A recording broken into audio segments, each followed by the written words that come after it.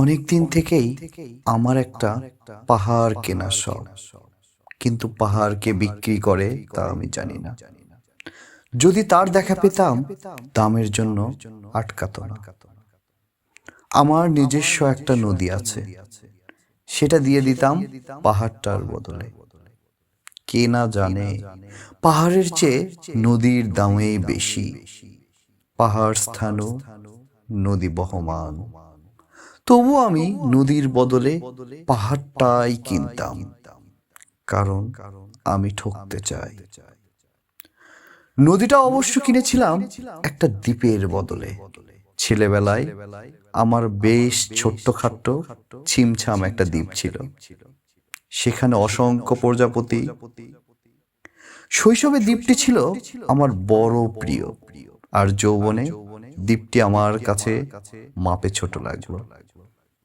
প্রবহমান সিপসিপে তন্নি নদীটি বেশ পছন্দ হলো আমার। বন্ধুরা বলল, ওইটুকু একটা দ্বীপের বিনিময়ে এত বড় একটা নদী পেয়েছিস, খুব জিতেছিস তো মাইরি।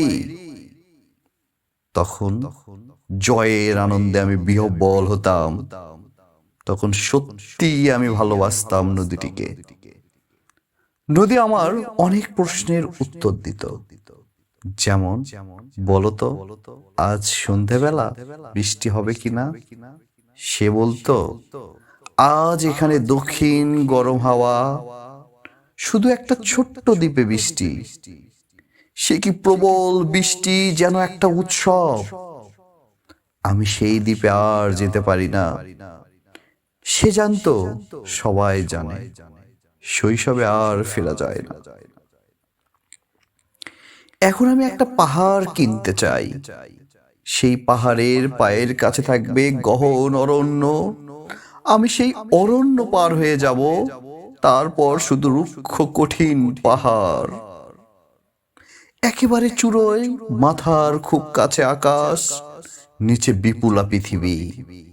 চরাচরে তীব্র নির্জনতা। আমার কণ্ঠস্বর সেখানে কেউ শুনতে পাবে না। আমি ঈশ্বর মানি না, তিনি আমার মাথার কাছে ঝুঁকে দাঁড়াবেন না।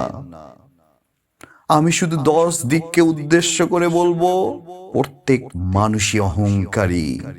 এখানে আমি একা, এখানে আমার কোনো অহংকার নেই। এখানে জয়ী হওয়ার বদলে ক্ষমা চাইতে ভালো লাগে। হে 10 দিক, আমি কোনো দোষ করিনি, আমাকে ক্ষমা করো।